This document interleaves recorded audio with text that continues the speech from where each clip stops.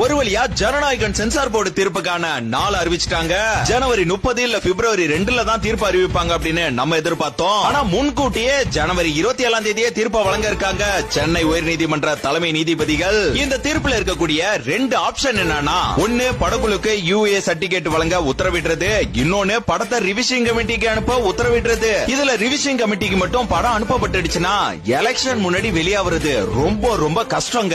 இதே படக்குழுக்கு UA சான்றிதழ் வழங்குற தீர்ப்பா இருந்துச்சுன்னா ஜனவரி 30 இல்ல பிப்ரவரி 1 வீக்லயே படத்தை ரிலீஸ் பண்ணிடுவாங்க.